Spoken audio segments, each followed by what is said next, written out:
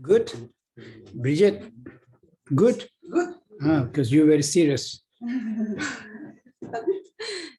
C'était bon? Parce que vous avez l'air très sérieuse. Il est sérieux. On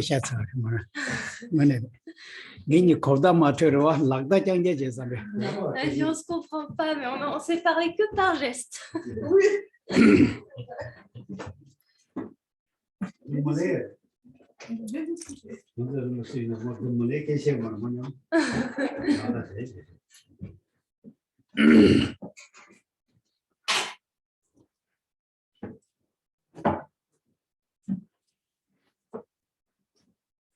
Morning.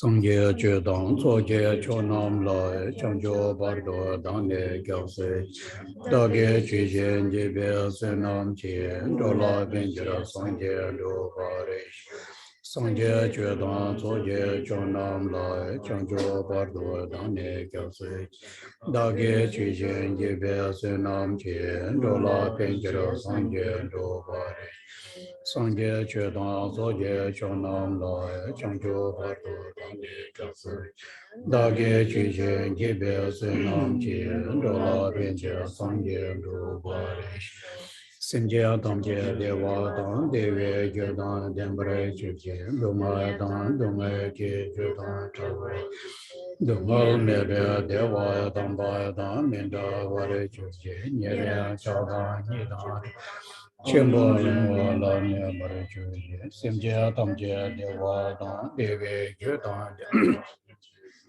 Tang du me ge je dang da wa re ju je do ma me be de wa dang ba dang me da wa re ju je nye re cha da ni dang da we dang yuan chen bo ne ba re ju re je sem je dang je de wa dang de we je dang de ba re ju je do ma dang du me ge chu je do ma me be de wa dang ba dang me da wa re ju je nye re cha da ni dang da we dang yuan chen bo la ne ba re ju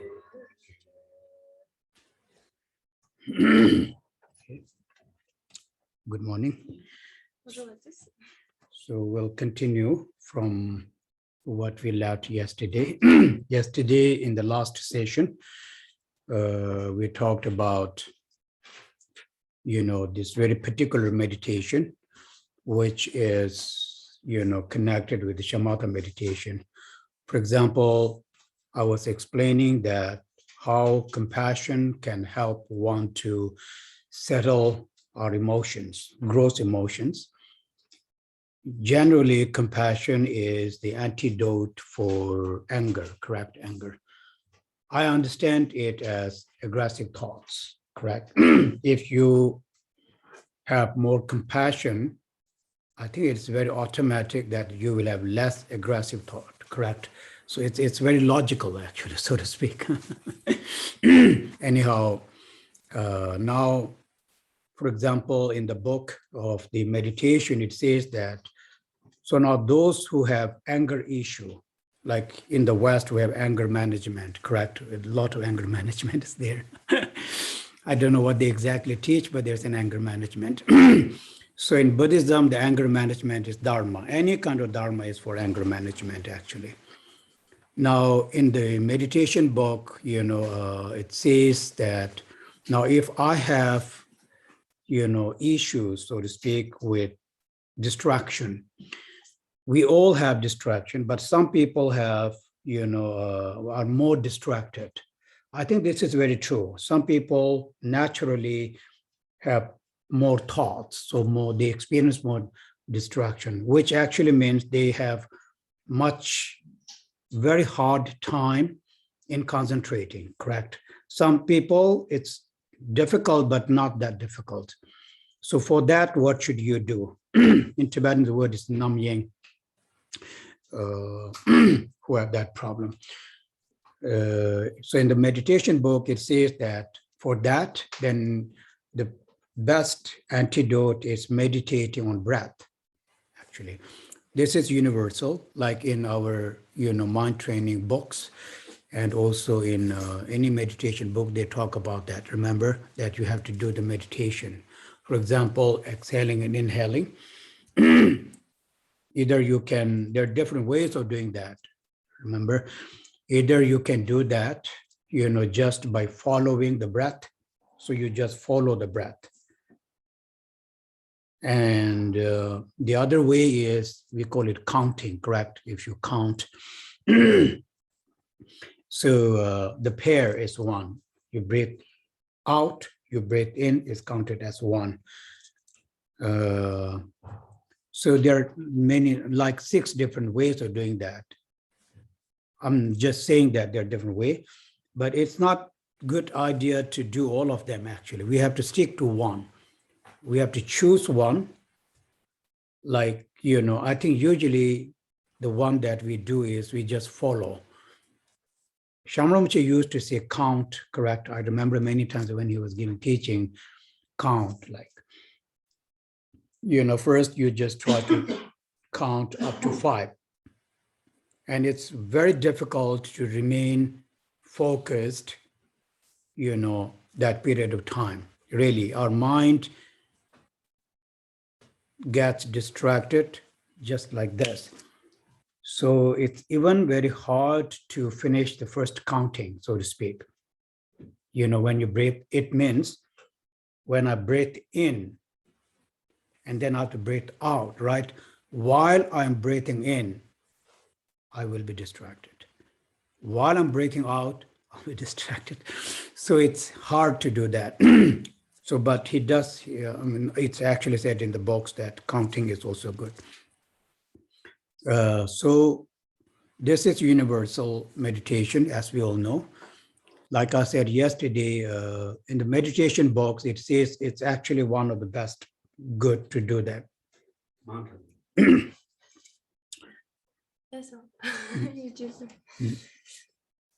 Donc, nous allons continuer où nous nous étions arrêtés hier. Lors de la dernière session, nous avions parlé essentiellement de cette méditation particulière liée à shamatha. Et nous avions pris l'exemple de la manière dont la compassion pouvait aider à poser nos émotions perturbatrices, nos émotions grossières perturbatrices. Et tout particulièrement, la compassion est l'antidote de la colère.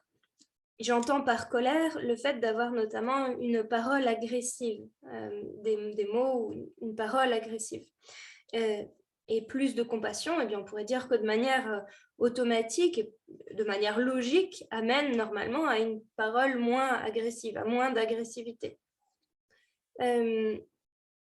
Dans les ouvrages qui portent sur la méditation, il est dit que la méditation est justement ce qui doit nous aider à traiter ou à dominer ou à se débrouiller avec sa colère, en fait. C'est une sorte de management de la colère. Et finalement, tous les types de dharma, tous les types d'enseignements sont une manière de manager, de dominer ou d'encadrer, on pourrait dire, l'émotion qu'est la colère. Certaines personnes font face à des émotions peut-être plus fortes au niveau du schéma mental de la destruction ou de la colère. Tout le monde a en soi ce schéma mental de la colère, mais chez certains, c'est un schéma qui est peut-être plus fort. Et certains doivent faire face à davantage de pensées de colère. Ils rencontrent vraiment de réelles difficultés pour se concentrer. Chez certains, la difficulté est moindre, mais néanmoins, ils ont quand même cette difficulté. En tibétain, on utilise le terme namyang. Namyang, en tibétain, c'est le fait justement de se concentrer. C'est rester pleinement focalisé. Pour ceux qui ont ce type d'émotions perturbatrices fortes, telles que la colère, la concentration sur le souffle, c'est le moyen le plus adapté. C'est un type de méditation de calme mental universel. Et il peut prendre plusieurs formes. La manière la plus commune, c'est effectivement se focaliser sur sa respiration, se poser son attention sur la respiration, mais on peut également poser son attention sur le fait de compter ses respirations. Et alors, dans ce cas-là, une paire de respirations, ou plutôt une aspiration et une exhalation, un cycle, enfin un inspire, voilà, un inspire et un expire va compter pour 1. En tout, on dénombre 6 manières de placer son esprit dans le calme mental.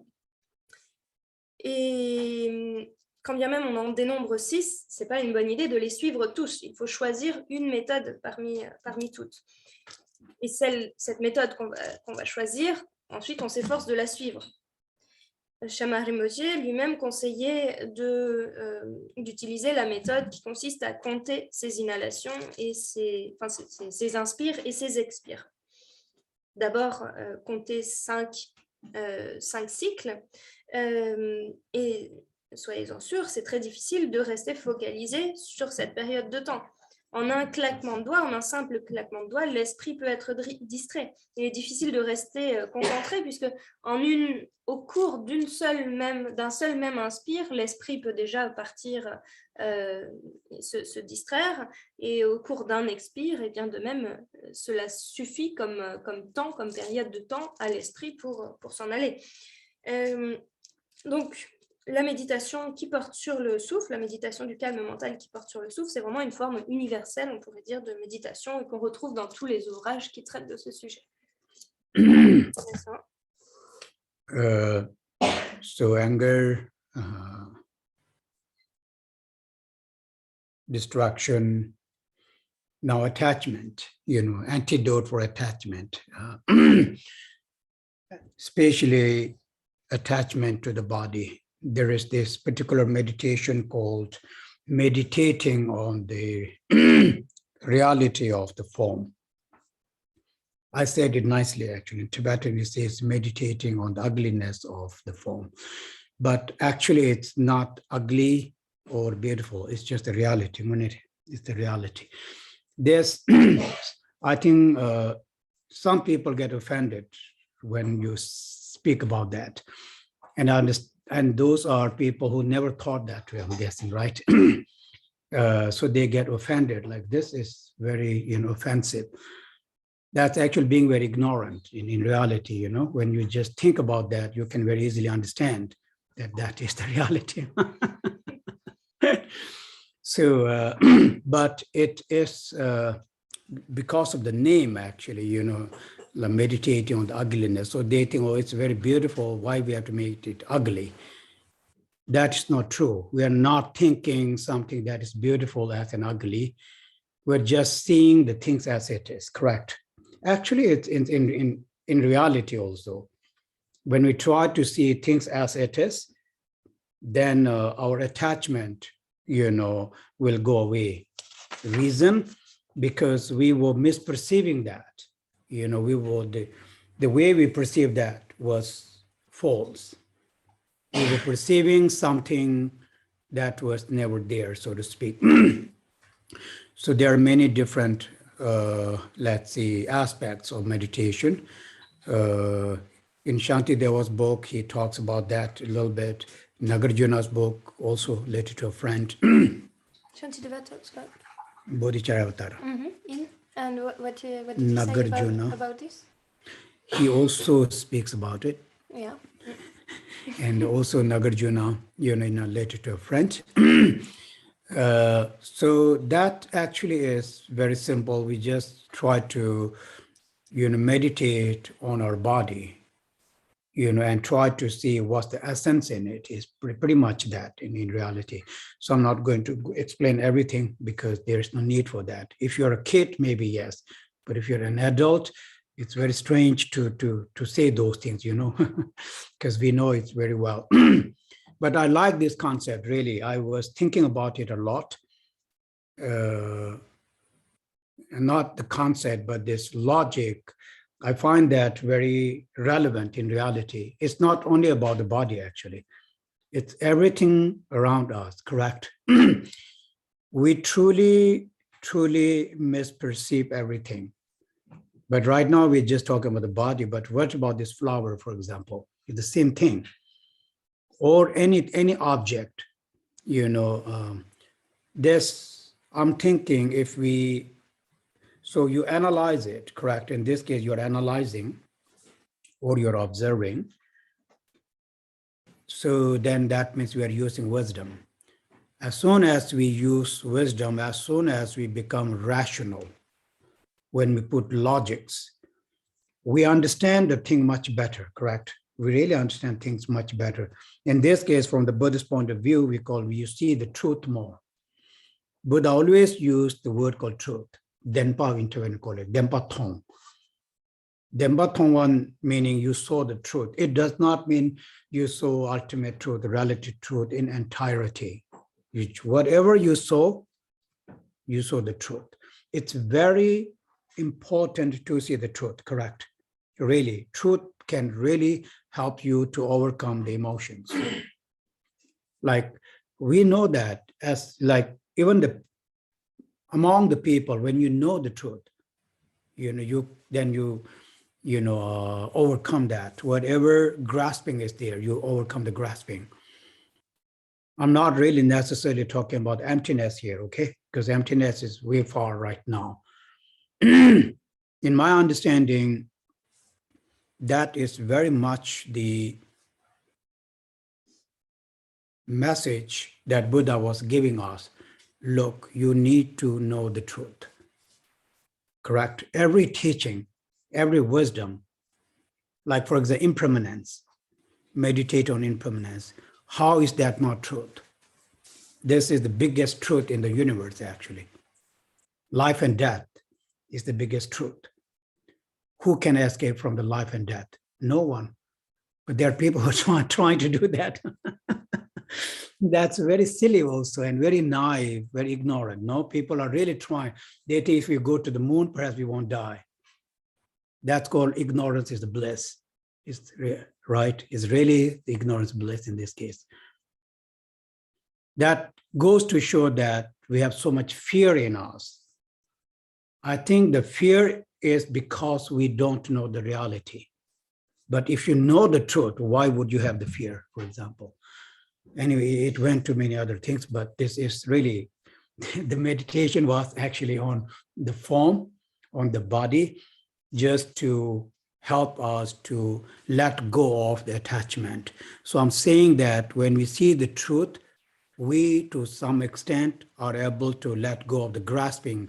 We do really need to let go of the grasping and the attachment in our lives, because that is really the source of all the problem, correct? However tiny it may be, we really, be it our emotion, be it people, be it a thought, sometimes we hold on to them so very blindly, unnecessarily, where you don't need them. And then in turn, you suffer. You're causing your own suffering. Just let it go. You may think, oh, it's easy for you to say. No, actually, it is true. It's not easy, but some are really easy. I mean, I know from some, we very ignorantly sort of hold there. There is no reason for me to do that, correct? So anyway, things are like this, seeing the truth.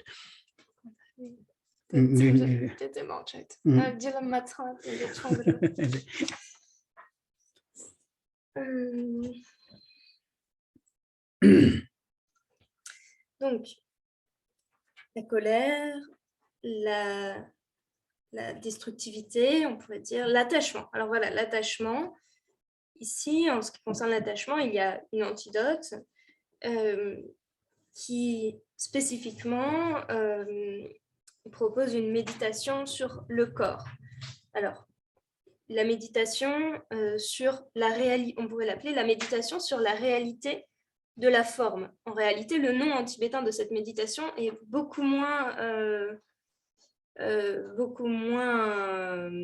poli ou beaucoup moins joli, on pourrait dire, parce qu'en tibétain, il est dit, enfin, le nom de cette méditation, c'est la méditation sur la laideur du corps ou la laideur de la forme physique.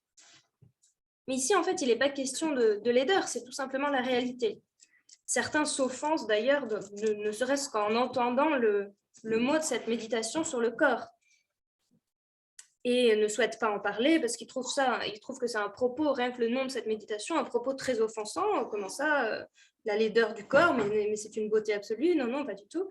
Mais ce qui les pousse à une telle réponse, à une telle tournure d'esprit, c'est l'ignorance en réalité. Car c'est la réalité, cette laideur du corps, c'est la réalité. Ici, c'est juste un nom, hein, cette méditation est simplement, c'est le nom simplement qui est donné à cette méditation. Il n'est pas tant question que cela de la beauté ou de la laideur du corps. En réalité, je dis en réalité parce que c'est la réalité. C'est la réalité. Et cette méditation a pour objectif de montrer que notre façon de voir la réalité est erronée. Il y a différents aspects dans cette méditation. Elle est traitée également par des érudits tels que Shantideva ou que Nagarjuna dans la lettre à un ami.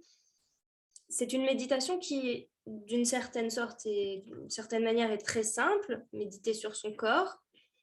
Et je ne vais donc pas l'expliquer entièrement. Je l'aurais peut-être fait si j'avais eu affaire à des enfants, mais là, j'ai affaire à des adultes en face de moi, donc ça ne me semble pas nécessaire, mais j'aime beaucoup quand même ce concept. Alors non, justement, pas ce concept, mais cette logique.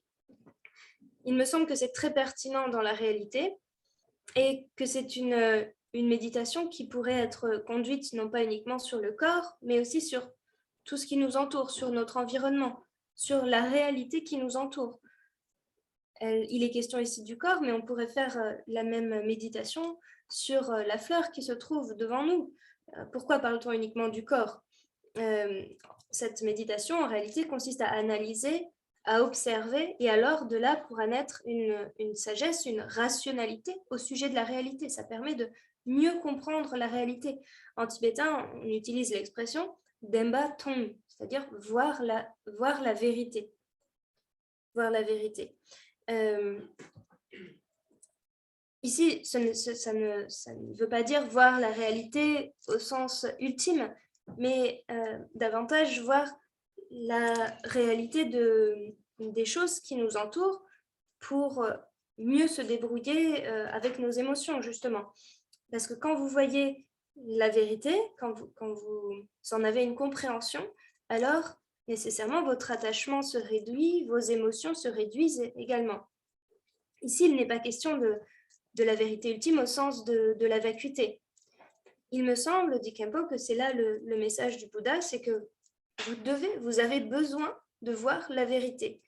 L'impermanence est la plus évidente des vérités en réalité. On prend naissance, on meurt, comment donc peut-on ne pas voir cette vérité? Peut-être que certaines personnes pensent que si elles vont sur la Lune, elles ne mourront pas, mais là, dans ce cas-là, on est vraiment dans le type d'ignorance qu'on appellerait ignorance qui est félicité. Et cette ignorance est aussi la source de toute la peur que l'on a en nous, car on ne connaît pas, tant que ça, on ne connaît pas si bien la réalité. Donc cette méditation sur la forme physique, sur le corps, a pour objet de nous aider à abandonner nos attachements, de moins saisir, de moins nourrir les différents attachements dans nos vies, car ils sont justement la source des problèmes que nous rencontrons, des difficultés que nous rencontrons. S'accrocher de manière aveugle, trop aveugle à tout un tas de choses, alors que ce n'est pas une nécessité. c'est engendrer la cause de sa propre souffrance. Pourquoi donc s'attacher, s'accrocher avec autant d'ardeur, on pourrait dire, à tant de choses alors qu'il n'y a pas de raison finalement? Then antidote for ignorance. Generally speaking, antidote for ignorance traditionally says you need to know the meaning of dependent arising. In my understanding, it actually means you need to learn Four Noble Truths. Why? What are we exactly ignorant about? Correct? It's a question we have to ask. So let's say I'm ignorant about samsara. What is the cause of samsara? And what's the result of that? When you think that, then we understand, for example, samsara is the truth of suffering. I can't go in detail, right? Buddha taught the truth of suffering.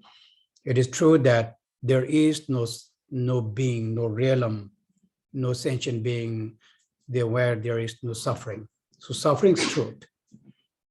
Where does suffering come from? That's the big question, correct? Meaning like what is the cause of the universe, sentient being, and their suffering, and their experience, let's say, experience. The answer is truth of origination. So what is truth of origination? Truth of origination are two kinds, the kleshas, the emotions, and the karma. For example, emotions create karma, correct? Karma in turn creates the samsara. So when we understand the first two truths, we become free from this ignorance regarding the samsara.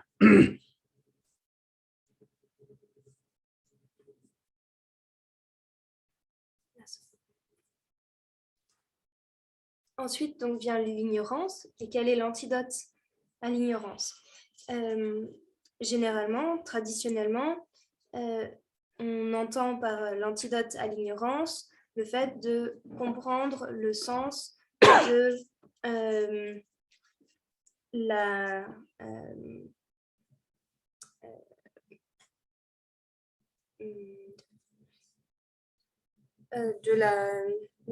dependent rising. Qu'est-ce qu'on dit d'habitude pour dependent rising? La production, pardon? La coproduction ou la production conditionnée? Production conditionnée. Donc, traditionnellement, on entend par antidote à l'ignorance le fait de comprendre le sens de la coproduction, de la production conditionnée et tout particulièrement des 4 nobles vérités. Qu'est-ce qu'on ignore exactement? Ce qu'on ignore ici, c'est la cause du samsara et le résultat également le résultat. Le samsara, ici, cela équivaut à la vérité de la souffrance. Je ne vais pas l'expliquer en détail, dit Khempo, mais il n'y a guère d'êtres sensibles qui sont sans souffrance dans le samsara. Donc, la question qui se pose ensuite, c'est d'où vient la souffrance des êtres, d'où vient leur expérience de souffrance. Et donc, on en arrive à la deuxième noble vérité, qui est la vérité de l'origine de la souffrance. Et à cette origine de la souffrance, à la question de l'origine de la souffrance, il y a, la réponse est en 2 parties. Il y a d'abord les émotions perturbatrices, qu'on appelle les kleshas en sanskrit, et le karma, ou la loi de causalité. Les kleshas, donc les afflictions de l'esprit ou les émotions perturbatrices, nourrissent le karma ou produisent le karma, et ensuite le karma engendre, crée le samsara. Donc lorsque l'on comprend cela, lorsque le fonctionnement de cela est entendu et compris, ça permet de se libérer ensuite du samsara. In 12 links of dependent origination, there are 2 kinds. One is called the direct order, okay? The direct order actually includes the noble truth of suffering and the noble truth of origination, the direct order. That means this is how samsara is created. Okay. It include the noble truth of origination and Kunjungi demba na dungachi demba. that's all. So That's all. the lungjung senakwe, direct order.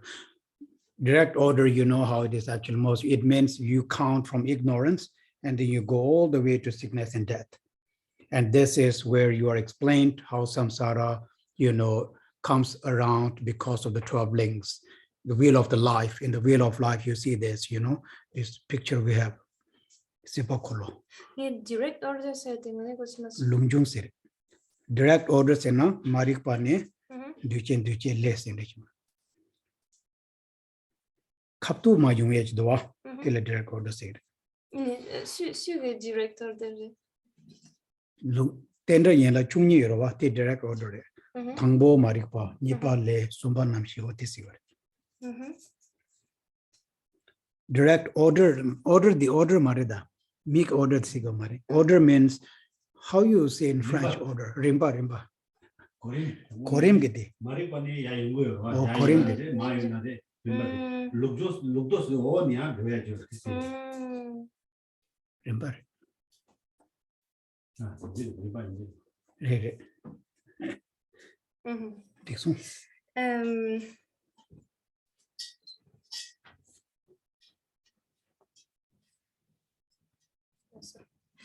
Dans l'enseignement sur les 12 liens interdépendants, le premier, dans le premier niveau, la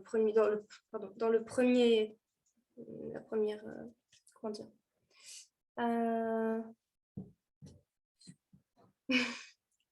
j'ai un blanc avec du lecteur. Sequence.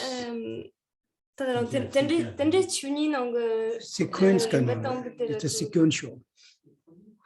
Ouais, dans le premier niveau, le Rimpa shendingro tango marikpa nipan duche sumbale otilana dik. Il sequential.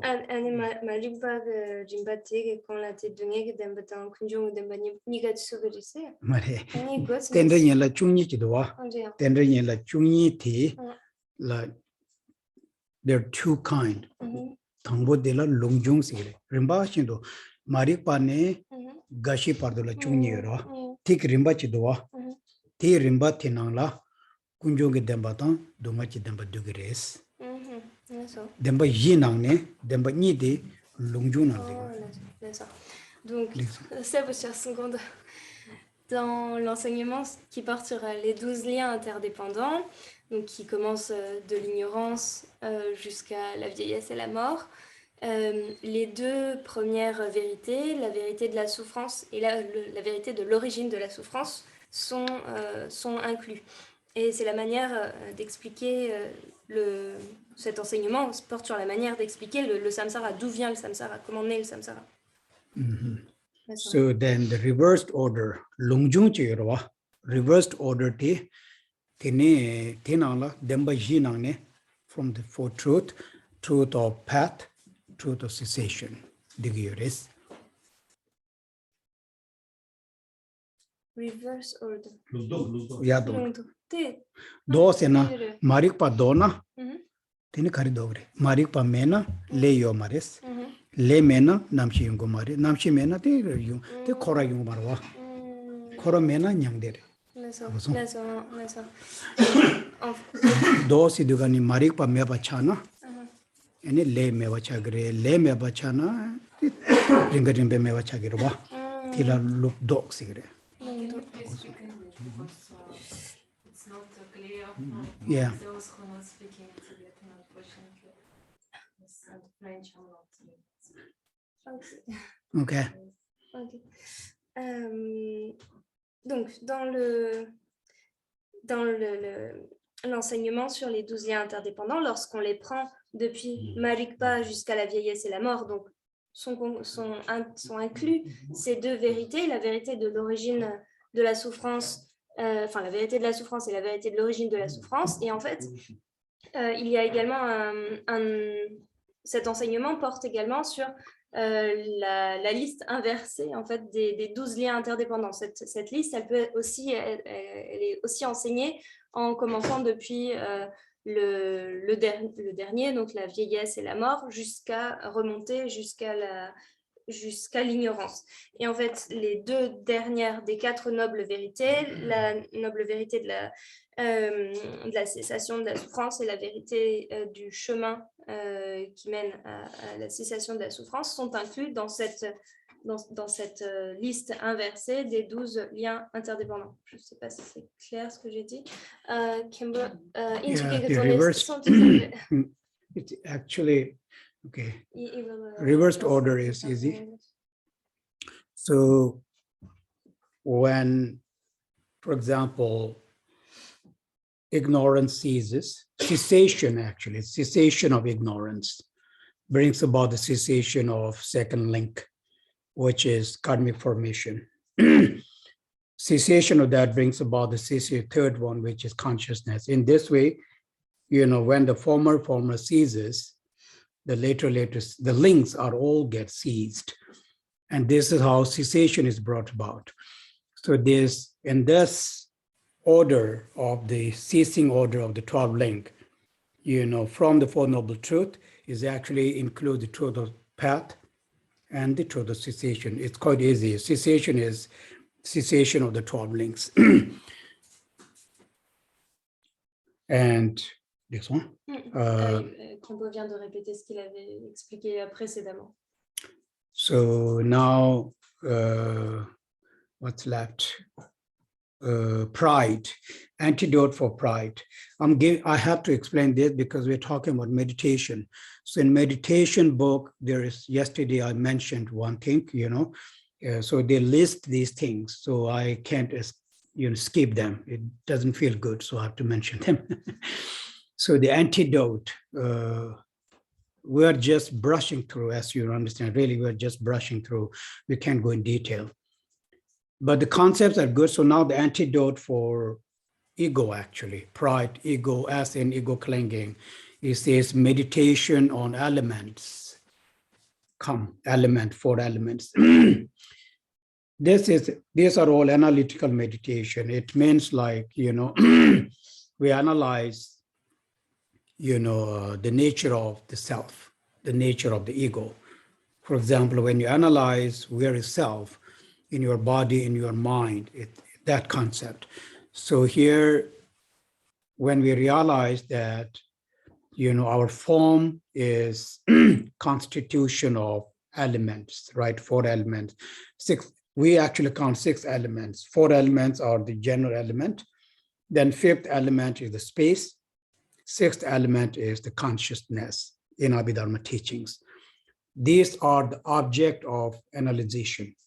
So when we analyze them, as a result of that, we understand that there is no self, is the actual idea. So how you become free from the ego is. So again, this, I think we'll touch this again when we will briefly go through what are the four mindfulness. I have not mentioned the 4 mindfulness. We're going to go through that. So we will touch this again, okay, this topic. Ensuite vient l'antidote à l'orgueil. Je dois parler de cela, dit Khempo, parce que hier on a évoqué un ouvrage sur la méditation qui liste en fait ces différentes émotions perturbatrices et leurs antidotes. Donc je ne me sens pas de laisser cela de côté, donc c'est pour ça que je les énumère, mais je ne fais qu'ébaucher les sujets, je ne rentre pas en détail dedans. Donc ici, lorsqu'il s'agit d'orgueil, il s'agit essentiellement de l'attachement à l'ego. Et l'antidote est le suivant, c'est la méditation qui porte sur les 4 éléments. C'est une méditation analytique et ça consiste à analyser quelle est la nature de l'ego, quelle est la nature du soi, où se trouve le soi, l'ego, dans votre corps, dans votre esprit. Et ici, donc, la méditation proposée propose d'examiner les 4 éléments. En réalité, il y a 4 éléments naturels qui sont la terre, l'eau, le feu et l'air, mais on en rajoute également 2, donc on arrive au nombre de 6, le 5e étant l'espace et le 6e la conscience. C'est la classification qui est faite dans la Dharma. Et ces 6 éléments donc, sont l'objet de l'analyse ici pour remédier à l'émotion de l'orgueil. Cette méditation permet de comprendre qu'il n'y a pas de soi et donc de se libérer de l'ego. On va reparler de ce sujet lorsqu'on parlera des 4, du placement de l'attention sur les 4 objets, qui est le sujet de l'enseignement. You know, if we want to completely stop accumulating karma, you know, what do we need to do? We need to, you know, stop accumulating or generating the cause of karma, correct? Cause of karma. So what is the cause of karma? Cause of karma are the emotions, all kinds of emotions, right? Are the emotions. So that means only by overcoming the emotions, karma can come to an end, correct? There is no other way for the karma to come to an end. So this is the cessation part. I'm actually trying to explain you that. How this samsara will stop for me, how will samsara will end? We say, oh, you have to stop accumulating karma. It's true. But how can I stop accumulating karma? Now the answer is you have to stop accumulating emotions, generating emotion, because emotions create karma. How can I stop emotions, right? How can I not generate emotions? Then I have to go to the root of the emotions. Where are the emotions born from? This is the real deal, actually, in this case. So then one understands, oh, emotions are born from ego clinging. Dongzin, we call it self-clinging, correct? Self-clinging. So until the time I realize the emptiness of the self, there is no way for us to get out of the samsara, correct? There is no way for the cessation, because suffering will never cease. Samsara will never cease. Why? Karma will never cease, emotion will never cease. So the cessation that I was talking about earlier, to give you, a better picture, actually. So therefore, in top links of dependent origination, the first one was Marikpa, right? Ignorance. That ignorance is specifically the ego clinging of the self, the false notion of the self. That is the ignorance. So when that is, with the help of wisdom, overcome or abandoned, then of course emotion automatically will be abandoned and karma will be abandoned. So in order to reach cessation, like this liberation we call it, right? Liberation from actually truth of suffering and truth of origination. So that's meaning suffering and the cause of suffering. Comes to an end when we truly realize emptiness. In this case, emptiness. And this emptiness is specifically the emptiness of the selflessness. Just giving you, this, let's see, this picture of, earlier we talked about ceasing. So this really is how it works.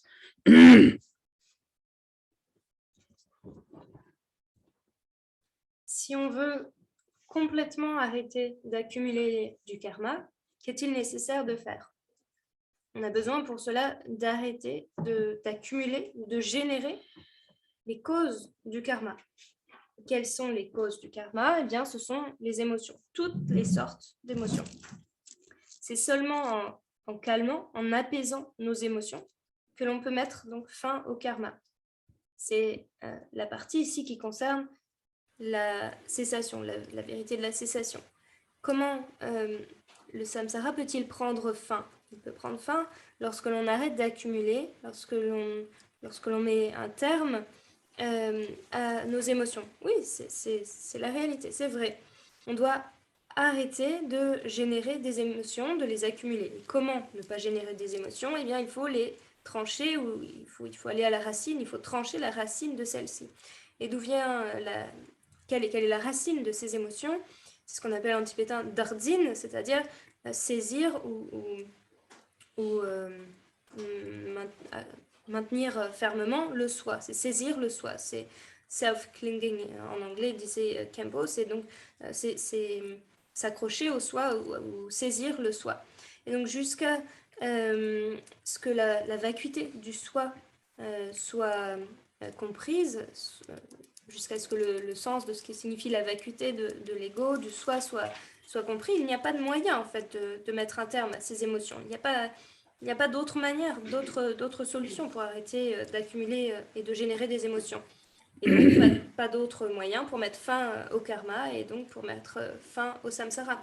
Donc, on en revient toujours à la première des 12 causes, des 12 liens interdépendants, qui est l'ignorance.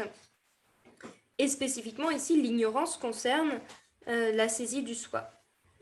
Donc, c'est avec l'aide de la sagesse, c'est la sagesse qui nous permettra de surpasser cela, d'abandonner les émotions. Et cet abandon des émotions nous permettra d'arriver jusqu'à la cessation. À moins que ne soit réalisée donc la vacuité du soi, il n'y a pas d'autre manière de mettre fin, de connaître la cessation. Je parlais hier, dit Khempo, de la cessation, et bien nous y voilà. La cessation peut apparaître, peut se produire uniquement lorsque l'on aura réalisé la vacuité du soi. So any questions? If you have any questions, we can do a little bit question before we continue on. If something's not clear. Si vous avez des questions, on peut en prendre quelques-unes et ensuite on continuera sur le sujet. You know, these two are two very big topics we actually touched. You all know that. Four Noble Truths, traveling is really huge, you know, but I have to explain a little bit because it's meditation. But if you have any questions, it's also good to do some questions, because if Can I just translate? Donc là, on touche deux grands sujets, vous l'avez compris. On touche à la fois le sujet des 12 liens interdépendants, on touche le sujet des 4 nobles vérités. C'est des sujets qui sont extrêmement vastes, mais comme on va parler de la méditation, je suis obligée d'en dire quelques mots quand même, pour placer dans le contexte.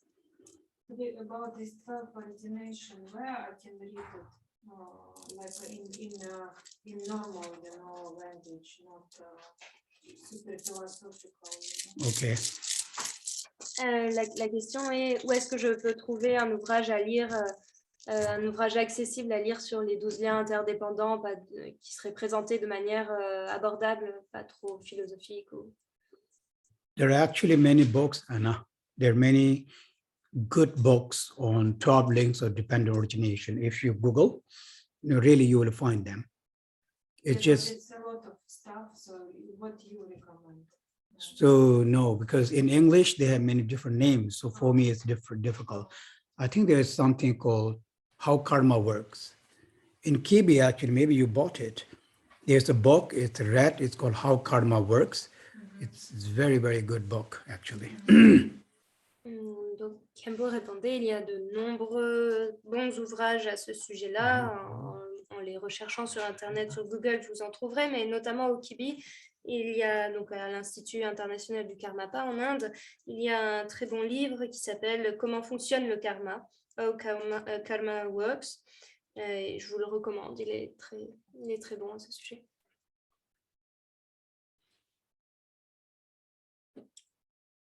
Oh, yes, I see. Yeah, please go ahead. Déjà, je voulais remercier Khempo parce qu'il a abordé le placement de l'attention d'une manière que je n'ai pas entendue jusqu'à présent. En fait, c'est vraiment très vaste, avec des liens sur plein de choses et qui permet de comprendre justement ce qu'il vient de dire. Forcément, ça touche les 4 nobles vérités, les 12 liens d'interdépendance, et puis faire comprendre, il y a qu'aussi shamatha et vipassana qui permet grâce aux pratiques par rapport à ces mindfulness et puis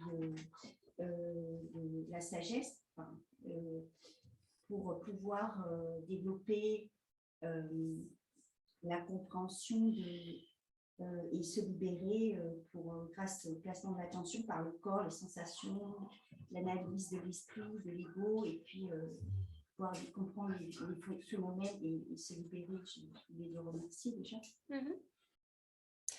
Ça tombe de Kajin c'est Jim Sankar Tina.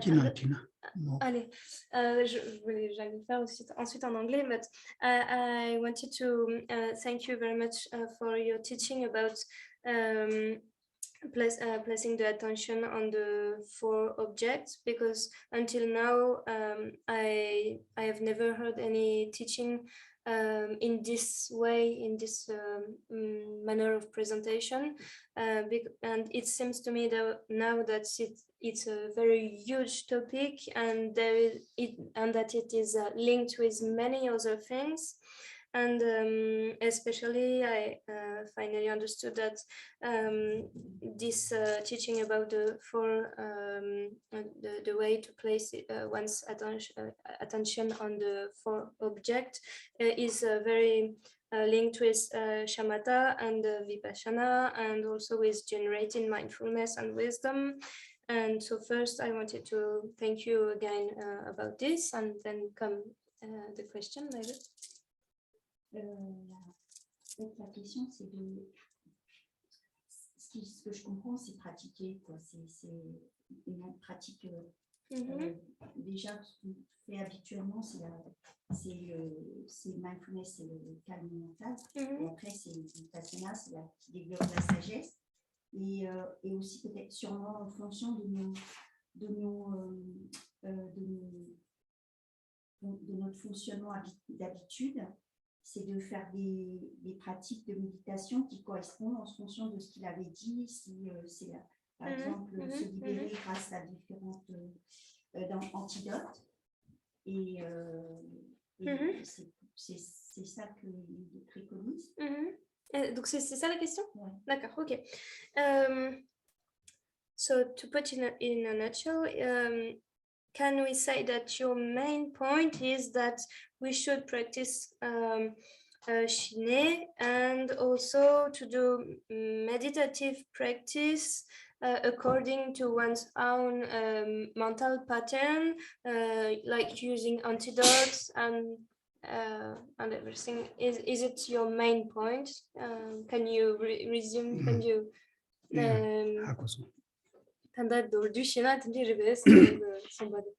No, it is true. In Buddha says, well, we usually say there are 84,000 teachings for 84,000 emotions. So which actually means we have to apply these teachings are wisdom, correct? They are really wisdoms. But we may hear them, we can hear them, but we cannot put everything into practice.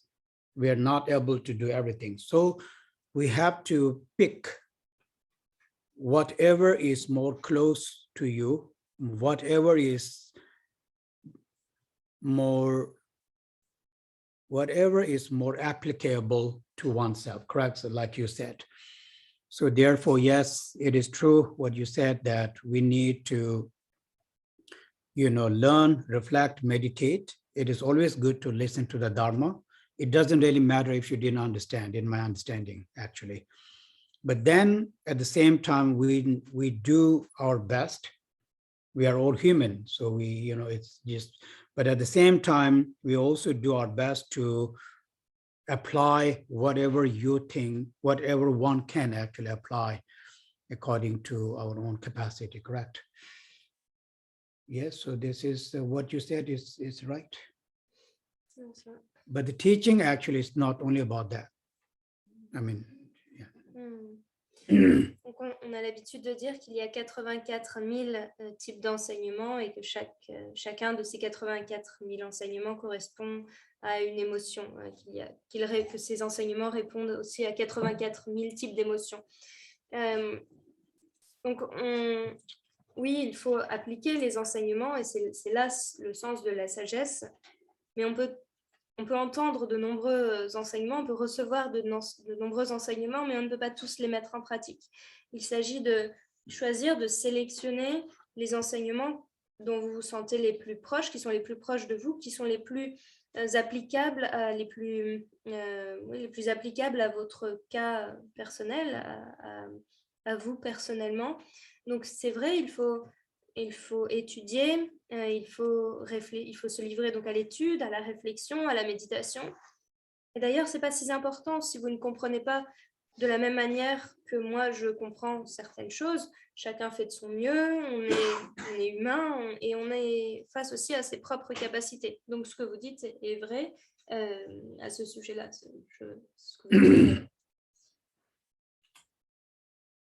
Yeah. I also would like to ask, yesterday you did teach us about how body helps, let's say, mind to meditate.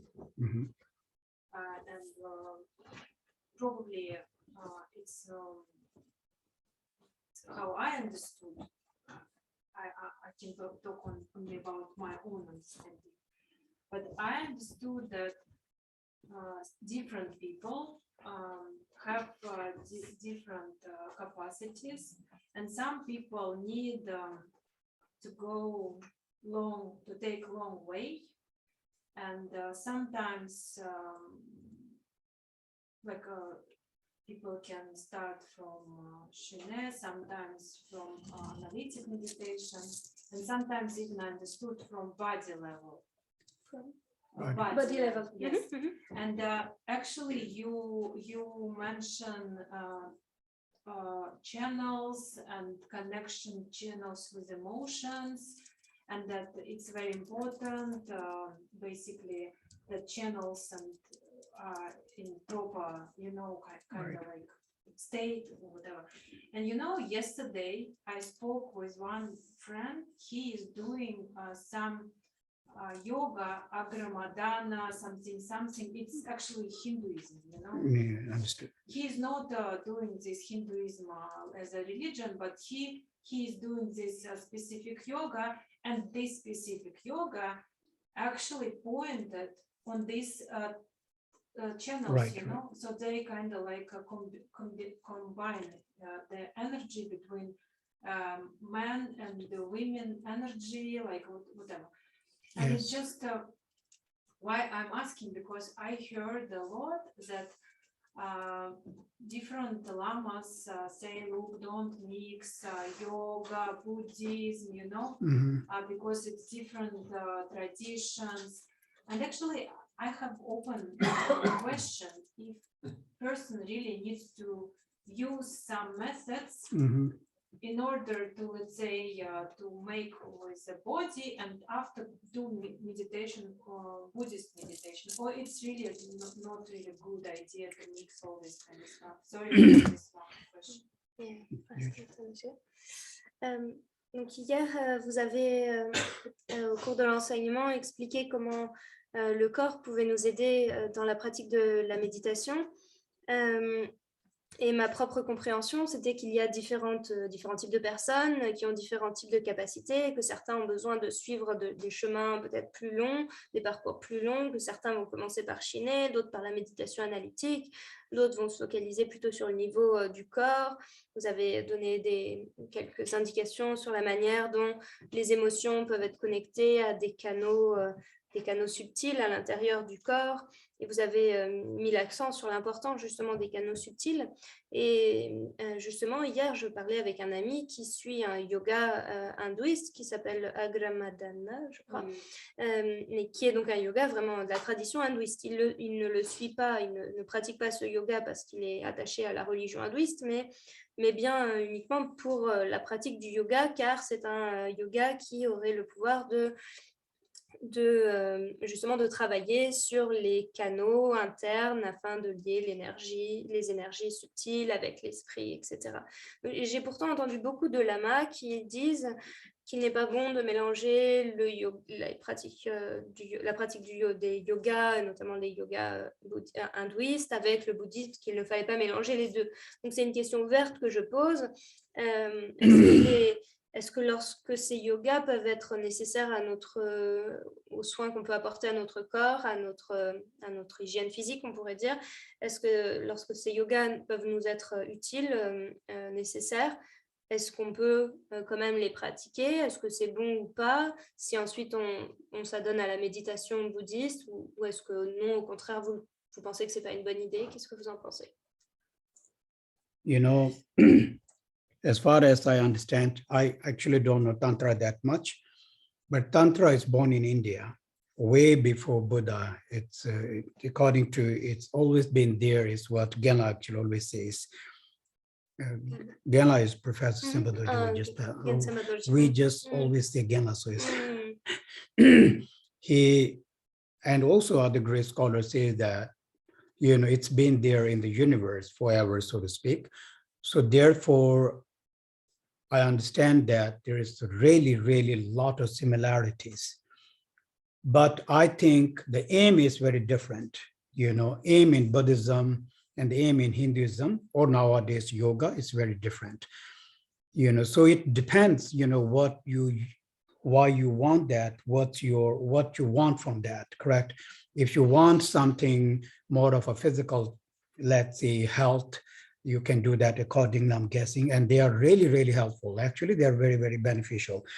But that, but then if you are doing that for more of, you know, working with our emotions, things like this, then it's going to be very different, correct? So it all depends on how you use the method, the motivation, you know, and the, you know, the path behind that. I think those are very different, correct? It's so. Yeah, I mean, if I use, let's say, I'm not using, Sorry. Donc, dans ma compréhension de cela, d'après ce que je sais, et je n'ai pas une grande connaissance des tantras, dit Khempo, c'est que quand même les tantras, néanmoins, sont nés en Inde, sont nés en Inde, là d'où venait le Bouddha. Et je me réfère ici à ce que pouvait dire Genla, Gen Sempa Dorje, qui est toujours dans l'univers, on pourrait dire en quelque sorte. C'est qu'il y a beaucoup de similarités quand même avec les yogas dont vous parlez. Mais le but de la pratique de ces yogas est différent dans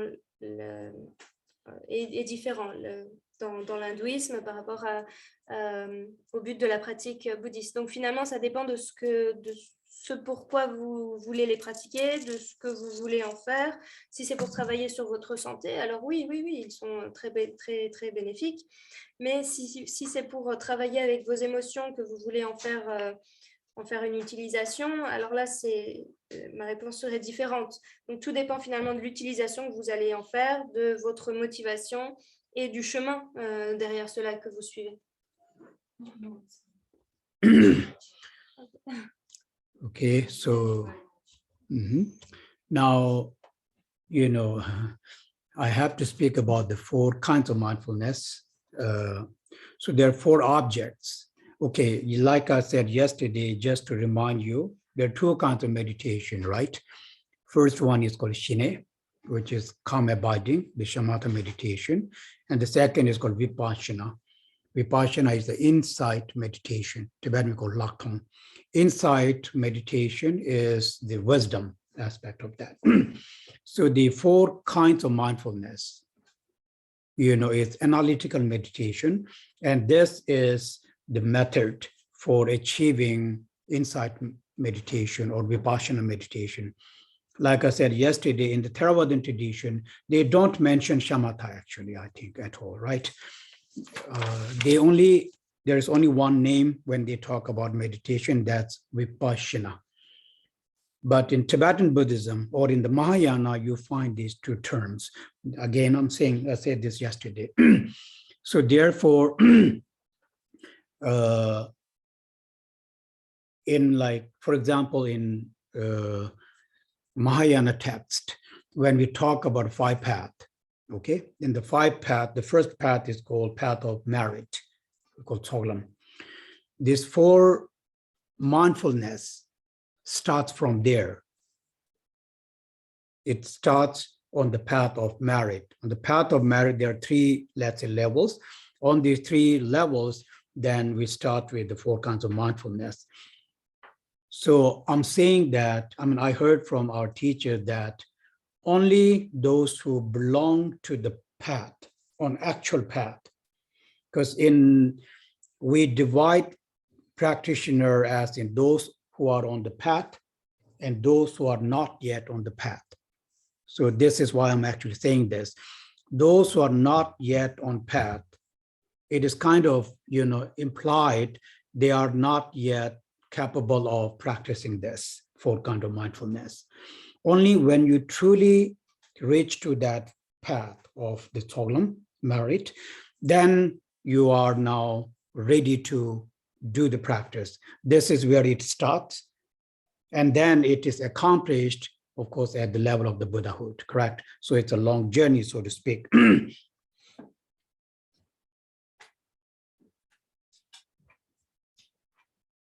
Yes. Donc, nous allons à présent parler du placement de l'attention sur les 4 objets ou du placement de l'attention au plus près des 4 objets. Alors, avant de parler des 4 objets, rappelons qu'il y a 2 types de méditation, la méditation du calme mental ou shamatha, shiné en tibétain, et la méditation de vipassana, l'arton en tibétain, ou de la vision profonde. La vision profonde, vipassana, c'est ici l'aspect qui correspond à la sagesse.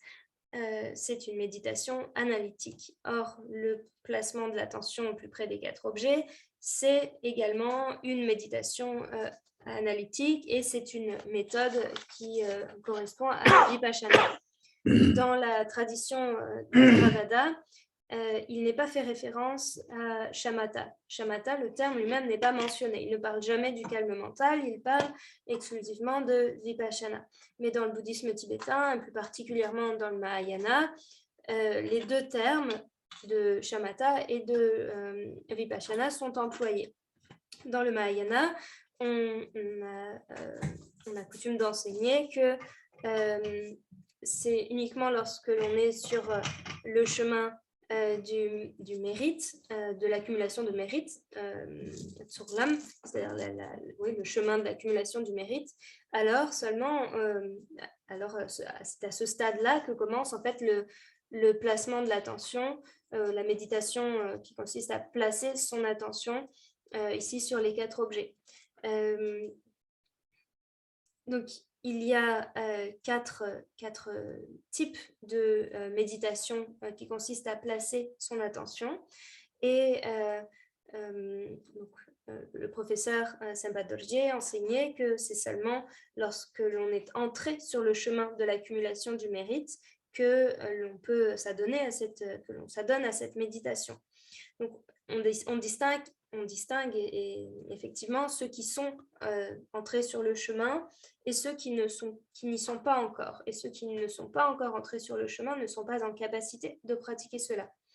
Lorsque vous êtes entré sur le chemin de l'accumulation de mérite, alors commence ce que l'on pourrait appeler le long voyage jusqu'à l'état d'éveil, jusqu'à l'état de Bouddha. So naturally, when I talk about 4 kinds of mindfulness, is based on Mahayana point of view, so to speak. I understand that in the Theravada tradition, they have very skillful means of doing this also, meaning very skillful means of explaining the 4 kinds of mindfulness. But I think there is a small difference, actually. I'll tell you the difference as we go through this. So now 4 objects, right? The first object of our analyzation is the body. So it's called mindfulness of the body. So what that meant, like in Theravada tradition, so to speak, but that means in Pali language. In Pali language, there are many sutras. They call sutta, not sutra, right? Anyway, so there is, like I said yesterday, Sati Patthana is the book on 4 kinds of mindfulness. It's actually a Buddha Vachana. It's teaching from Buddha himself in Pali and is translated into English. So there, I read that part a little bit. According to them, it's actually a little bit easier. It basically really means you need to be mindful of your body.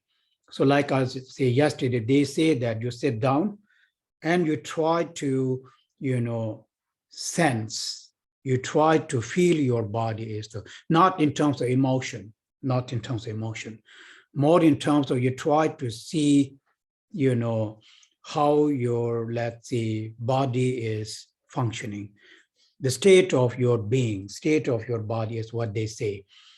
And if I remember correctly, they say that when we do this, then the chances are you also will be able to know if there's any kind of problem in your body in terms of some kind of sickness also is what they say. So they usually don't analyze, if the body is empty or not. I don't think this is what they do at the very beginning. They may be doing this in the end as they progress. I heard from my friends, Dharma Sangha friends, they go to one of these retreat. It's called Goenka. In the US, they call it Goenka. I don't know what it's called in here. It's very well known, actually. Because Shamaramache sometimes even told me to go, but I could not go, but he told other, Sangha members to go there. So they told me that what they practice, there is silence for some days. So they divide these 4 into some years, right? First year, second year, third year, fourth year, something like this. This is just an extra information. So in the book, it talks about that. Slowly, it's a way of communicating with one's body, correct? I don't know if I'm saying the right way. Somehow your body communicates with you and you communicate with your body is the way how you understand that. And it actually is also very good, I think, to have that kind of understanding, regarding your own body, So this is in the Theravada tradition, so there is no much of an analyzation included. But you can see here, a lot of awareness is needed, correct? In order to observe one's body clearly, a very high level of awareness is important. At the same time, being mindful is also important. So therefore, like I said, it's really rooted in being mindful and being aware. And now the object of that is your body. So then you get this realization, I guess, regarding your body. So this is, let's say, very brief way of explaining the first mindfulness, actually according to Theravadan, let's say, tradition.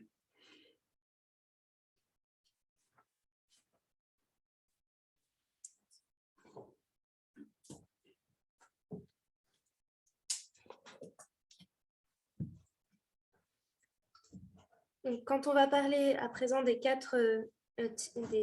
placement de l'attention sur les 4 objets, je vais l'évoquer du point de vue du Mahayana. Cela dit, dans la tradition Theravada, il possède des moyens très, très habiles et très utiles pour expliquer également le placement de l'attention.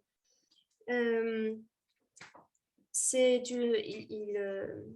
tradition comprend également donc ce placement de l'attention, mais il y a une petite différence dans la manière de le pratiquer par rapport à ce que l'on va faire dans la tradition du Mahayana.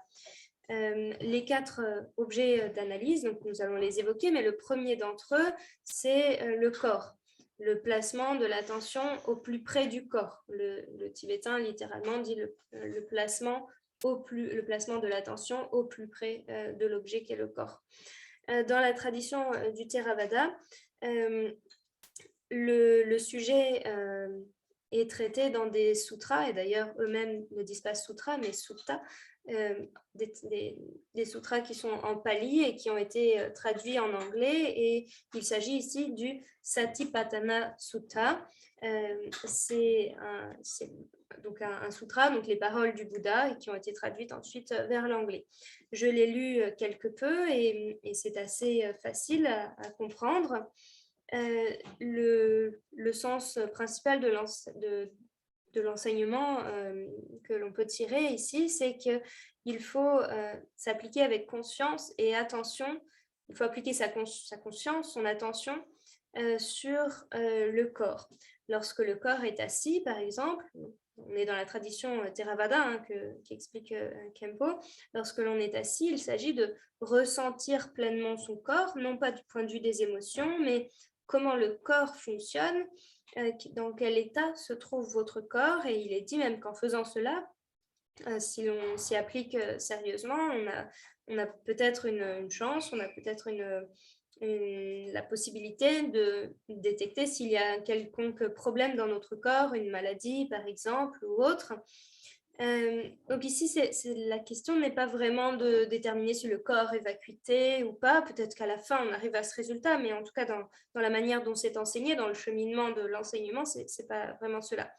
J'ai un ami donc aux États-Unis qui m'a expliqué les retraites auxquelles il se rendait, ils appellent ça aller à Goenka. Ce sont des retraites, et Shyama Rinpoche m'avait suggéré d'ailleurs d'y aller, mais je n'ai pas eu l'occasion, mais plusieurs membres de la Sangha y sont allés. C'est une retraite qui se déroule sur plusieurs années, donc par séquence, si j'ai bien compris. Et la première étape commence par une retraite en silence. Et il est effectivement expliqué cela dans l'ouvrage Satipatthana Sutta, que progressivement, doucement, petit à petit, on va apprendre à communiquer avec son corps et que lui-même va aussi communiquer avec nous. C'est une façon donc d'apprendre à comprendre son corps. Et il me semble, dit Khempo, qu'il est bon d'avoir ce type de compréhension sur son propre corps. Donc la méditation Theravada du placement de l'attention sur le corps ne se focalise pas tant sur l'analyse, mais davantage sur l'attention et la vigilance portée sur le corps. Il est nécessaire pour observer son corps d'avoir un très bon niveau de vigilance, un très bon degré, une très bonne qualité de vigilance et d'attention. Et la pratique est essentiellement en fait ancrée dans cela. Donc c'est une façon très très brève, c'est de façon très brève donc que je vous explique donc la manière de placer son attention sur le corps selon la tradition Theravada. Now, according to Abhidharma teachings, there are two ways of analyzing the body. So that means the mindfulness of the body. There are two ways of analyzing that. So that is called, analyzing the specific characteristics of the body and analyzing the general characteristics of the body. Selon l'enseignement de l'Abhidharma, il y a deux manières d'analyser son corps. L'attention sur le corps, à la fois s'intéresser aux caractéristiques spécifiques du corps et s'intéresser à la caractéristique générale ou aux caractéristiques générales du corps. So the general, I will explain in the end because it's the same. Specific characteristics of the body. This actually I explained a little bit before. Specific characteristics, they're like, for example, analyzing the shape, analyzing the color, and then analyzing the internal part of the body. So I don't have to explain you, but this is internal part, external part, color, shape. In short, actually, this is how it is.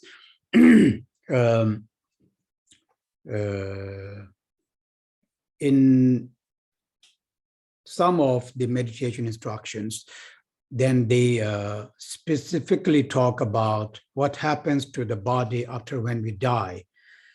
And it's actually explained in very much detail how our body, once when we die, then it change, right, in different shapes, basically different colors. So I will not go into detail because some of them are pretty scary, actually. I mean, if you have seen it, it's also truth, right? And nowadays we don't see it, but I guess in the former times you do. So then you see how it transforms. But that is the reality of the body, right? It's kind of strange that when the person is alive, everybody loves, cares, but as soon as someone is dead, scared of that person, the body, we call it dead body, for example. One day is fine, but 2 day, 3rd day, then people get scared of that. Anyway, that's really the reality of it. It is, okay, I must say that people think why we are talking about these things. It's crazy, no need to know this. What I understood is that it is not to scare us, actually. Like I said before, it is to help us to understand the reality, what happens after the death, like to the body, which means it is to help one to lose some kind of attachment, some kind of, grasping to the body, so to speak. It's like, of course you have to take care of it, but don't become too crazy, because you do everything for that, but when you're dead, and this dead body, and anyway, it's if you read it, then you will understand that. But that's also a fact, sooner or later, we are all going to die. There is no doubt about that. What will be left is got nothing to do with you, actually, so to speak. Anyway, so I think you get the picture. I'm just saying everything in very short. So my point is, what is the point of this meditation? It is not to, say that you feel disgusted, that you have to be scared. Actually, that is point. If this is what happening, one should stop meditating. In my understanding, the meditation is to help to understand the reality, and reality is what is going to help us to let go of some kind of attachment. Correct? That does not mean you stop caring for yourself. People really mistake these things, they think like, oh, that means I have to stop caring. No, actually, you care more, so to speak, right? So anyway, I think we all actually, it's very important to know the reason why we need to do this meditation. So the real reason is to help us to overcome attachment. Why? Because attachment and grasping really is the source of all the problem. This is actually given, so to speak, big or small, doesn't really matter. It is an attachment. So we have to lose them, here and there, we have to lose them, so to speak. So this is the point, correct, of this meditating. Right now, it's not like when you sit down and you do this, you will have realization of emptiness. Actually, no. I think first there is this sense of, reality, sense of an illusion. And perhaps that is what will help one to experience some level of, potential to let go of some attachment. I don't know what exactly, but some attachment. Then yes, there is a benefit, correct? There's really benefit.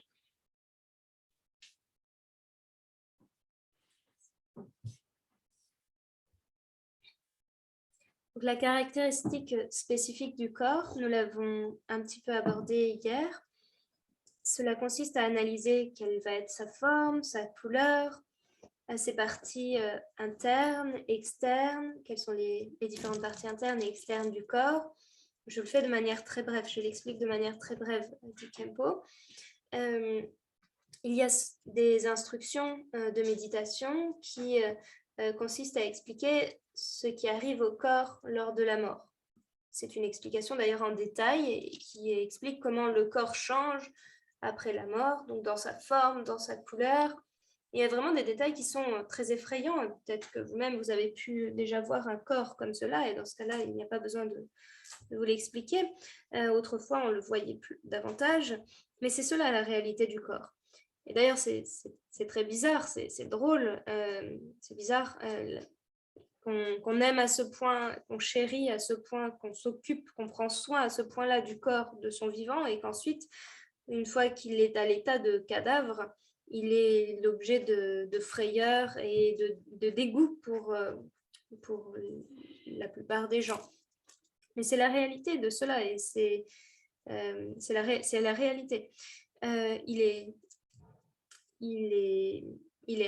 Il peut paraître à certaines personnes assez fou d'évoquer de tels sujets, mais ce n'est pas pour nous effrayer que nous les évoquons, c'est pour nous aider à comprendre vraiment la nature de la réalité.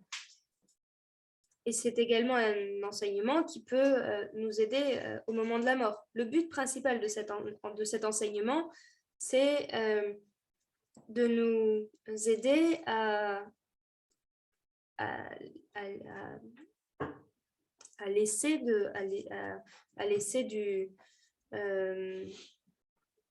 nos attachements, nos saisies, à s'en défaire, à s'en débarrasser, à lâcher du mou, comme on pourrait dire.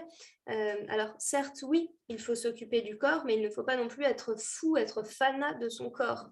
Tôt ou tard, c'est un fait qui ne fait pas de doute, qui ne fait aucun doute, que nous devrons laisser le corps. Et ce qui reste après la mort, eh bien, cela n'a plus grand-chose à voir avec nous, cela n'a plus rien à voir avec nous-mêmes. Vous voyez un peu donc, à ce à quoi je fais référence, dit Khempo, je le fais de manière très brève. Donc l'intérêt de cette méditation qui consiste à placer son attention sur le corps, elle n'a pas pour objet de nous dégoûter du corps, de nous effrayer du corps. Au contraire, la méditation est là pour nous aider à comprendre sa réalité, ce qui va nous arriver. Cela ne veut pas dire qu'il faut arrêter de prendre soin de son corps. Beaucoup de personnes ont parfois comprennent mal, comprennent de manière erronée le sens de cela. Au contraire, je devrais m'occuper encore davantage de lui. Mais le but, la raison même de donner un tel enseignement, c'est pour nous aider à générer moins d'attachement, à accumuler moins d'attachement, moins de saisie qui sont à l'origine de toutes nos difficultés, de tous nos problèmes, de lâcher ces saisies. Et c'est vraiment l'objet principal de cette méditation. Je ne dis pas qu'en plaçant son attention sur le corps, vous allez réaliser la vacuité, réaliser la vacuité. Mais vous aurez peut-être une meilleure compréhension de l'illusion et de la réalité. Cet enseignement nous sert également à expérimenter nos capacités et notre potentiel. Et son réel bénéfice, c'est de nous libérer de tous nos attachements. It is said that there are actually 4 misconceptions we have regarding these 4 objects. For example, regarding form or body, the misconception is that, we take our body as something very nice, something very good. In Tibetan, the word is tsangwa, which means, clean or pure. So this is a misconception we have. And now when we analyze our body, we come to know that it is not exactly how we actually understood it, so to speak. Then the misconception regarding feeling is the second from the 4 mindfulness. According to teaching, it says that we misconceive feeling as being blissful. Feelings is blissful. This we will come to know when we, but that actually is not the case. Then regarding the mindfulness, mind,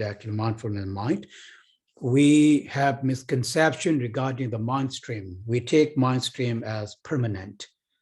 That's the misconception. So when we do analyzation, we come to know that it is actually impermanent. We'll come to that when we speak about them.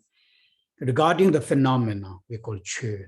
Misconception is that we think they are, true existence, meaning self, we call dark, meaning self. So there are 4 misconceptions. And when we analyze each of them, then we overcome these respective, let's say, misconceptions. And this is how then the truth is understood. So it means the wisdom, like I said, before, Buddha always says you need to see the truth. So when we see these 4 truths regarding these 4 objects, the body, the feeling, the mind, the phenomena, we overcome these 4 misconceptions, these 4 mistaken views, which means then we experience right view, correct, regarding this object. The right view is actual emptiness of that, the emptiness nature of these 4 views.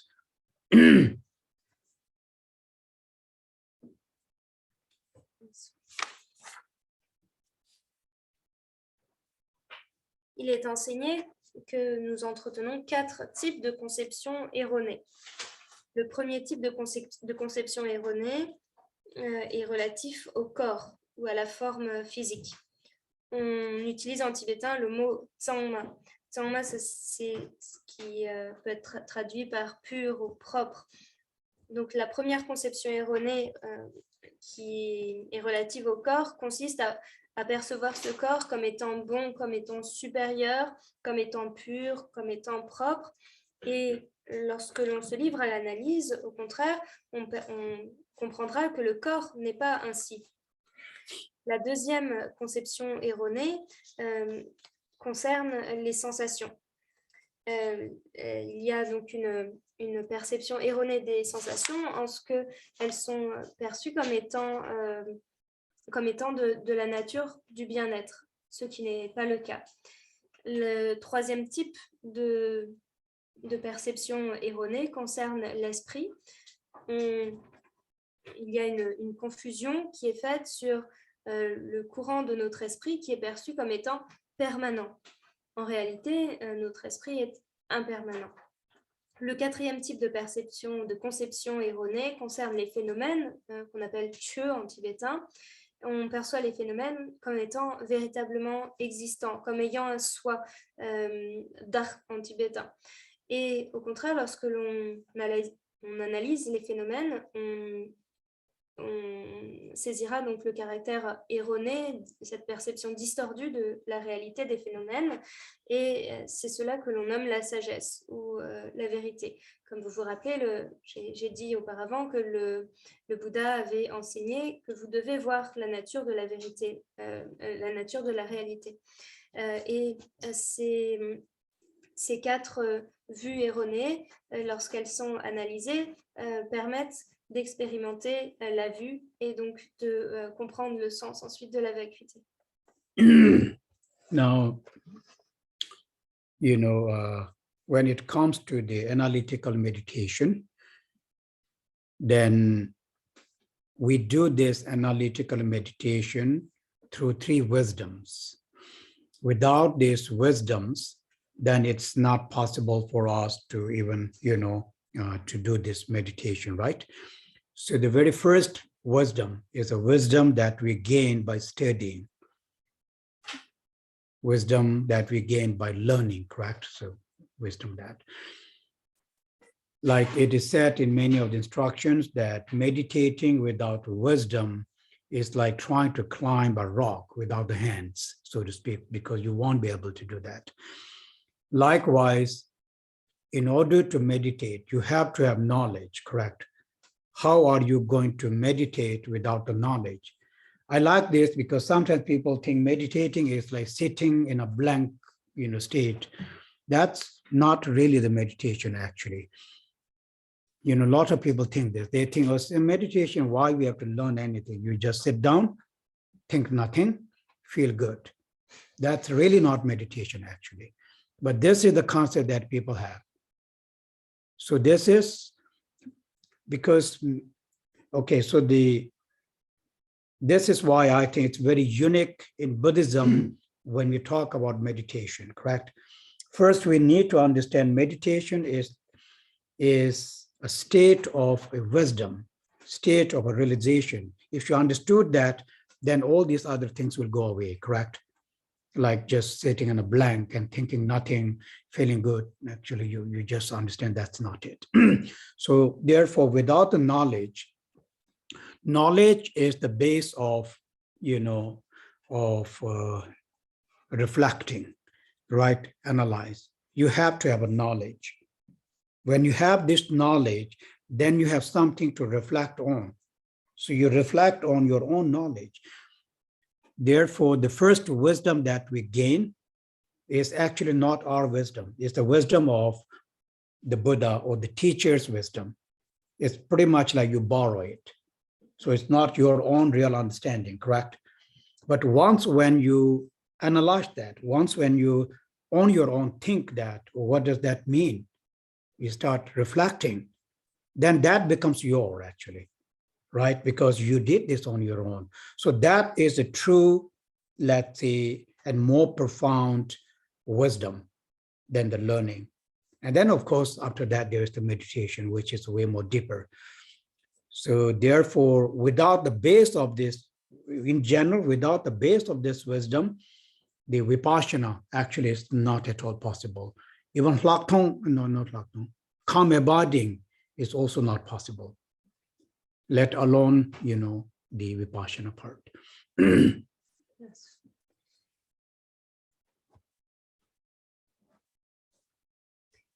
Donc, lorsque l'on en vient à la méditation analytique, il faut rappeler qu'il y a trois types de sagesse. Sans ces trois types de sagesse, il n'est pas possible de se livrer à la méditation. Le premier type de sagesse, c'est la sagesse de l'étude ou la sagesse tirée du fait d'écouter les enseignements. Il n'est pas possible de méditer sans avoir acquis une sagesse. Il est d'ailleurs dit, on a coutume de dire que méditer sans sagesse, cela reviendrait à tenter de gravir une montagne rocheuse abrupte sans les mains. Comment vous voulez méditer sans avoir une connaissance? La méditation, ce n'est pas un état vide, aveugle, ce n'est pas le fait de s'asseoir, de plus rien sentir et de se sentir bien. Là, c'est une conception tout à fait erronée de ce que serait la méditation. Ce qui fait d'ailleurs la spécificité du bouddhisme, c'est que la méditation qui est proposée, c'est un état de sagesse. C'est un état de connaissance. C'est pas s'asseoir et plus rien sentir ou plus rien savoir et être dans une sorte de méditation aveugle et se sentir bien. Non, c'est pas du tout cela. Ici, vous devez donc, lorsque vous vous placez en méditation, vous devez d'abord avoir un bagage, une connaissance, afin de se reposer sur cette sagesse, sur cette connaissance. Et la première sagesse dont il s'agit ici, ce n'est pas la sienne, c'est la sagesse que l'on aura recueillie auprès du Bouddha ou que l'on aura auprès des enseignements du Bouddha, depuis les enseignements du Bouddha ou la sagesse qui aura été recueillie auprès d'un maître. C'est en quelque sorte une sagesse ou une connaissance que l'on emprunte. Et ensuite, vous méditez et cette sagesse devient vôtre. Et ensuite, on peut se livrer à des méditations qui sont plus profondes. Sans sagesse, sans connaissance, il n'est pas possible de s'adonner à la méditation du calme mental, et ne parlons même pas de la méditation de la vision pénétrante, la vision profonde de Vipassana. Now, regarding the mindfulness of the body, we speak about the outer body, the inner body, outer inner body. From the five aggregates is actually the first aggregate, the aggregate of the form. It's exactly the same. If you know that, then it's actually easy. What it meant is, when we say body, then the outer body meaning, the object of the sense consciousnesses. So like the object of the eye is the form, correct? Object of the ear is the sound. The object of the nose is the smell. The object tongue is the taste. Those are, and the object of the body is tangible. Outer object. Inner object are the faculties. I guess yogis, when they do this meditation in extensively, they see this connection actually, between the outer and the inner, and so therefore then they are able to see how they're related, how they're interdependent, and then actually eventually realize the emptiness of that. So because it is mentioned in the book, so I'm actually mentioning it. Otherwise, then to know this in detail, then you again need to study Abhidharma a little bit, because in the Abhidharma you find these teachings a lot, like in Gateway to Knowledge, one of these chapters dedicated to this. It's actually easy, very, very easy, we call, like, for example, you have heard something called,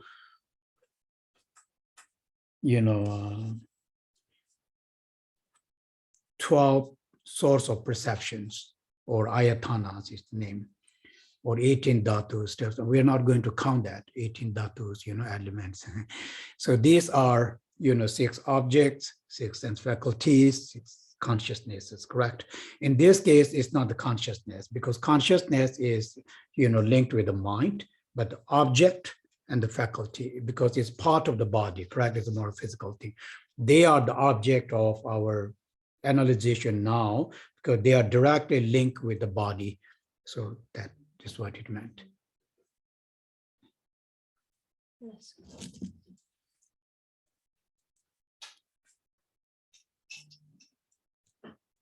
Concernant l'attention placée sur le corps, il y a 3 types de corps, encore oui, 3 types de corps. Le corps intérieur, le corps dit extérieur et le corps dit intérieur et extérieur. Ici, lorsque l'on fait référence au corps, on fait référence à l'agrégat de la forme. On pourrait dire aussi la forme physique. Donc, si vous voyez ce à quoi je fais référence en parlant de l'agrégat de la forme, vous voyez à peu près de quoi il s'agit. Lorsque l'on parle du corps extérieur, cela fait référence aux objets des 5 consciences, c'est-à-dire que l'objet de la conscience visuelle va être la vue, l'objet de la conscience olfactive va être l'odeur, l'objet de la conscience auditive va être l'ouïe, l'objet de la conscience de la langue va être, de la conscience gustative va être le goût, l'objet de la conscience tactile va être le toucher. Lorsque l'on fait référence au corps ou à l'objet interne, corps interne, cela fait référence aux facultés.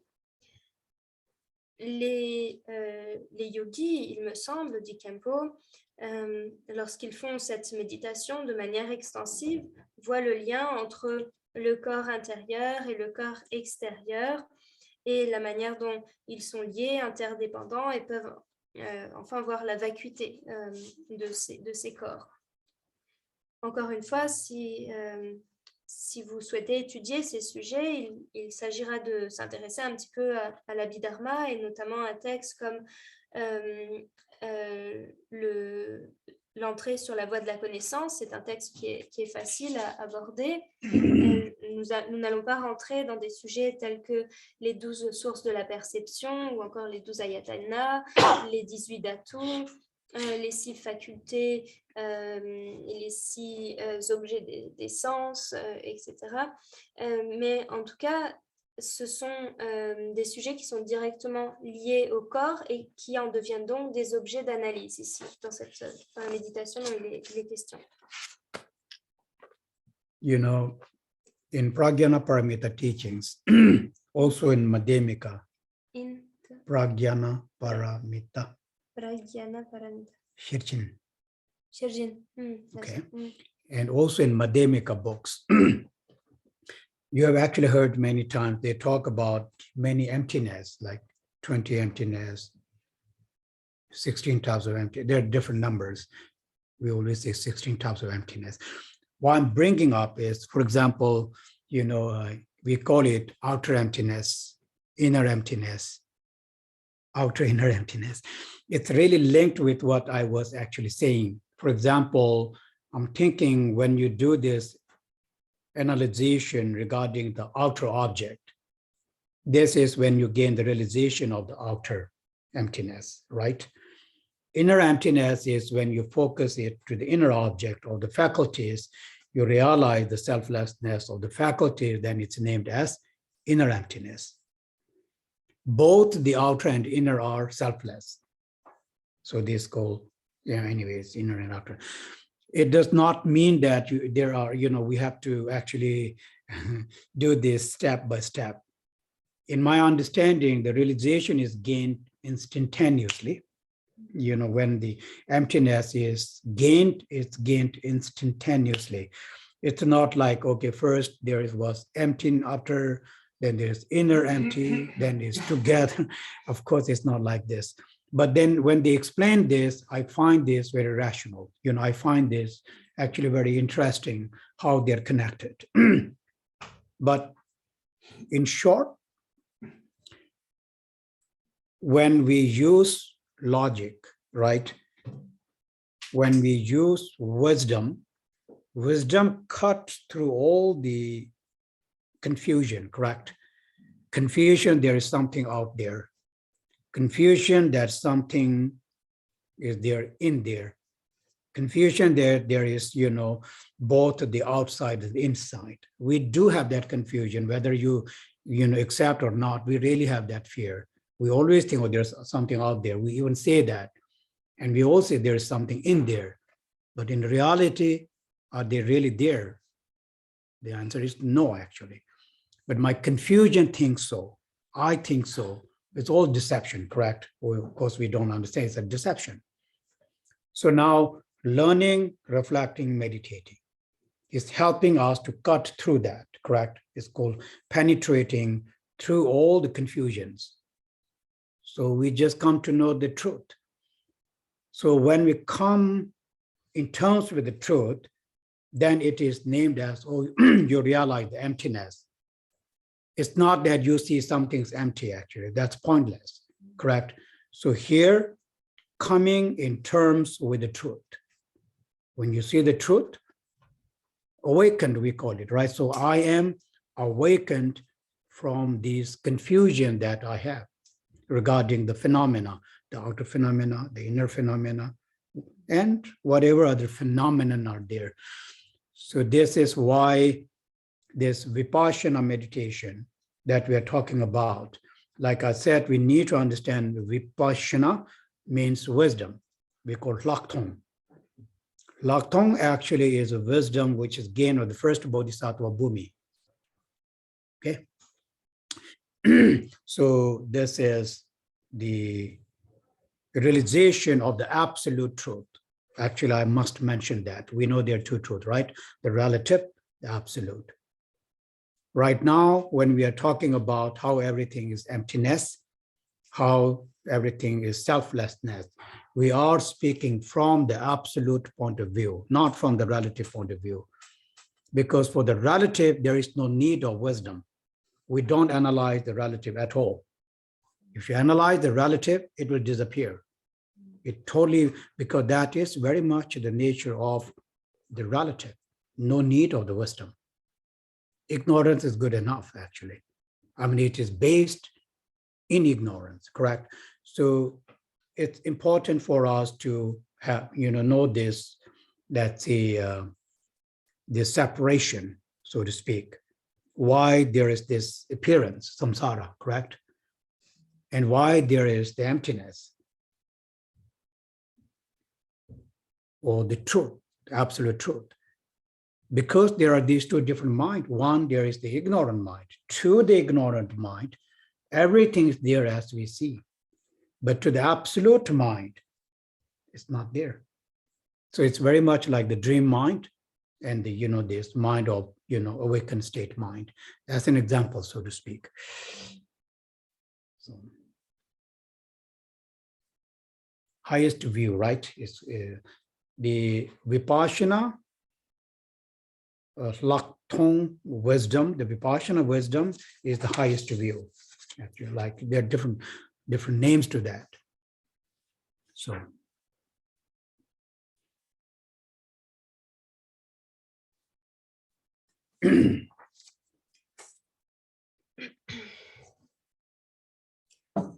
Dans la Prajnaparamita, ainsi que dans certains ouvrages du Madhyamaka, il est beaucoup question de la vacuité. On parle parfois des 20 types de vacuité, parfois des 6000 types de vacuité. Il est beaucoup question de ce sujet.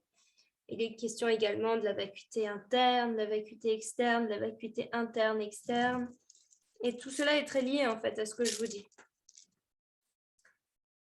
L'analyse du corps extérieur, notamment, est liée à ce sujet-là. Lorsque l'on parle de l'analyse du corps intérieur, alors il s'agit ici de se focaliser sur les facultés du corps.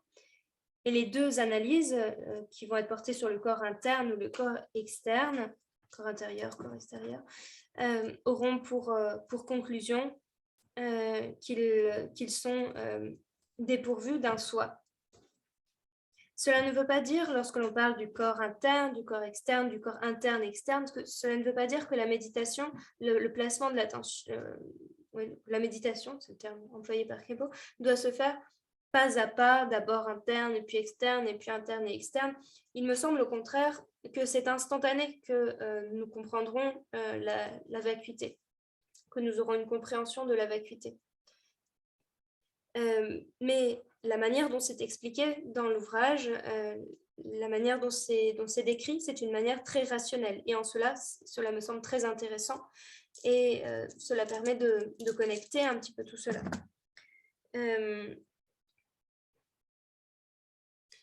Appliquer la logique, ici, la sagesse, cela permet de couper à la racine la confusion, à la fois concernant le corps interne et le corps externe, ce qui est à l'intérieur, ce qui est à l'extérieur. Ces notions d'interne, externe, sont-elles véritablement existantes? Sont-elles vraiment là? Ou s'agit-il plutôt de l'illusion?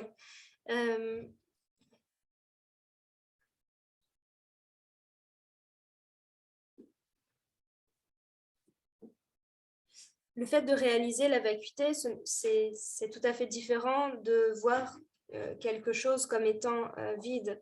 Ici, il s'agit de s'éveiller par rapport, de s'éveiller ou de se réveiller par rapport aux illusions qui sont entretenues, par rapport aux phénomènes que l'on va dénommer comme étant internes ou aux phénomènes externes. Et la méditation de Vipassana, c'est justement la sagesse. C'est le premier niveau, le premier bhumi dans la voie du chemin des bodhisattvas. Vipassana ici traite précisément de la réalisation de la réalité au niveau ultime. Nous ne nous plaçons pas dans la réalité du point de vue relatif, mais bien du point de vue de la réalité ultime.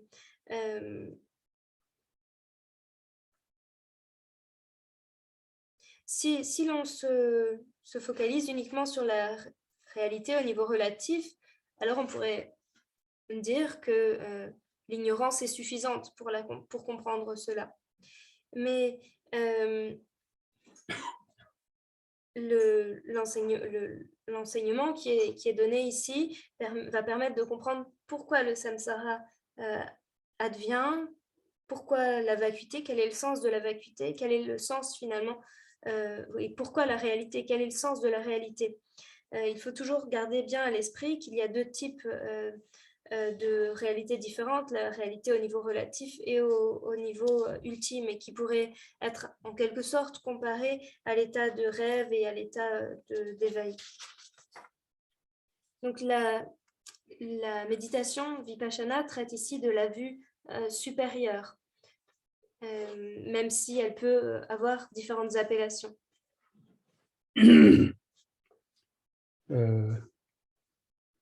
I think we can have a break here, no, for lunch break. On va s'arrêter pour faire une pause déjeuner. Sunam diya tongje zeba nye, tona nye be dana panchi. Chega na je balai tu baye, sebe solen do do. Merci beaucoup.